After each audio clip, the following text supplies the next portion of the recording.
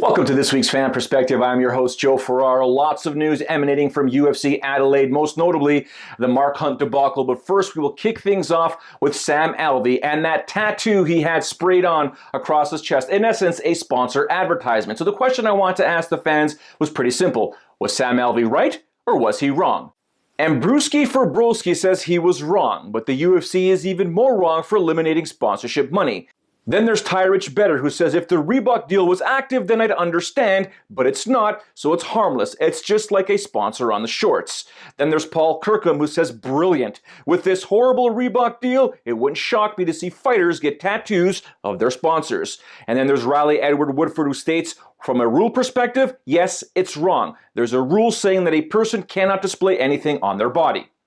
Now, I'm somewhere in between here. If there is a rule specifically under the Code of Conduct policy in the UFC contract that says you cannot put anything on your body without first getting approval from the UFC, then yes, Sam Alvey was wrong. But seeing as that Reebok deal hasn't kicked in yet, maybe it doesn't really make a big difference because it's no difference than a sponsor on the shorts. But even to get sponsors on the shorts, you do need UFC clearance. All right, let's go over to the Mark Hunt debacle, which was absolutely insane. And the question I asked the fans was, if you were a judge, if you were a referee, if you were a doctor, or heck, if you were in Mark's corner as a cornerman, what would you have done? And CNK600F3 says, Hunt would never tap or bow out. He is a true warrior. I would have stopped the fight. That was disgusting to watch. Then there's Eric McGracken. He says, if he was judging round 3, it would have been a 10-7. If he was reffing, he would have stopped it in round 3.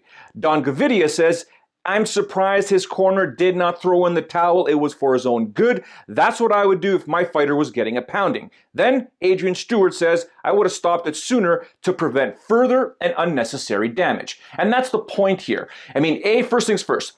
That third round, no ifs or ands or buts, was a 10-8 round. 10-7, you can make that argument. The referee should have stepped in there and stopped that fight. How that one judge did not score it a 10-8 round at minimum makes me laugh. Now, at the same time, there's always the debate between the corner and the fighter. The corner will always give the benefit to the fighter, but sometimes we cannot give benefit to the fighter because their hearts are so big, they are not going to quit. I would much rather see Mark Hunt fight another day than to take that type of pounding. In my opinion, yes, the corner should have thrown in the towel. The doctor should have stopped that fight and asked the right questions, as we saw Ben Folks mention in his speed bag, and just, it doesn't make any sense. They got to stop these fights a little bit earlier. Yes, Mark Hunt does have a lot of experience. He's taken a pounding over his career. He's been in a lot of wars, but we want to see him fight one more time.